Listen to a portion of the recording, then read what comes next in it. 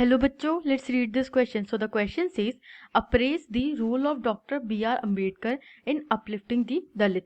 Second, explain the role of Ambedkar in uplifting the Dalits or the depressed classes. Third, who had organized the Dalits into the Depressed Class Association in 1930? Describe his achievements. यहाँ पे हमसे doctor Bhimrao Ambedkar के role के बारे में पूछा गया है कि उन्होंने कैसे दलित्स के अपलिफ्टिंग में एक मेजर रोल प्ले किया और डिप्रेस क्लास एसोसिएशन जो ऑर्गेनाइज किया था वो किस चीज से रिलेटेड था. लेट्स सी आवर की कंसेप्ट. सो आवर की concept is upliftment of Dalits.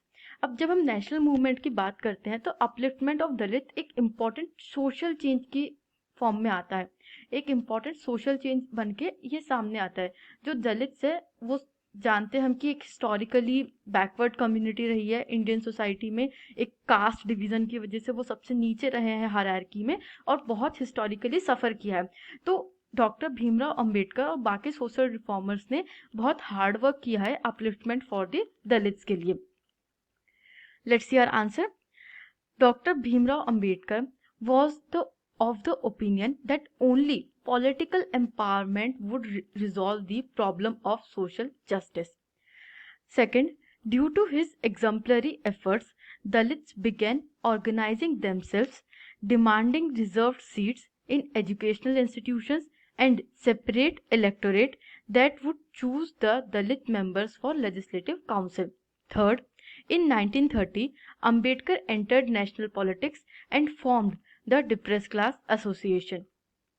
Fourth, he was nominated as the delegate of the oppressed classes for the second roundtable conference. There he clashed with Mahatma Gandhi by demanding separate electorate for the Dalits. Fifth, he demanded a separate electorate for Dalits and to give them political powers, he signed the Pune Pact. The Pune Pact gave the depressed classes reserved seats in provincial and central legislative councils. अब doctor Bhimrao Ambedkar का एक बहुत ही major contribution हम count करते हैं towards the upliftment of Dalits. उनका जो सबसे बड़ा अचीवमेंट था वो ये था कि उन्होंने रिजर्व सीट्स अरेंज करवाई थी in the provincial and central legislative councils. Let's see the pointers.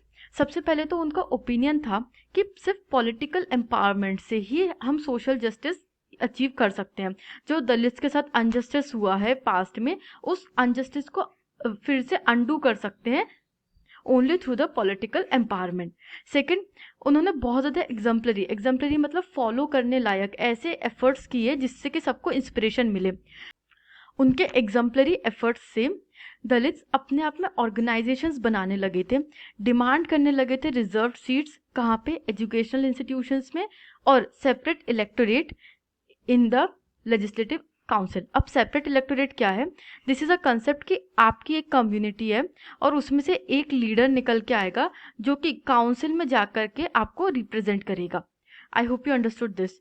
तो यहाँ पे दलित्स के लिए सेपरेट इलेक्टोरेट उन्होंने डिमांड की थी कि दलित कम्युनिटी में से एक लीडर निकल के आएगा जो कि काउंसिल का पार्ट बनेगा और वो वहाँ पे जा कर के दलित्स के अपलिफ्टमेंट के लिए, उनके सोशल वेलफेयर के लिए अपनी चीज़ें रखेगा.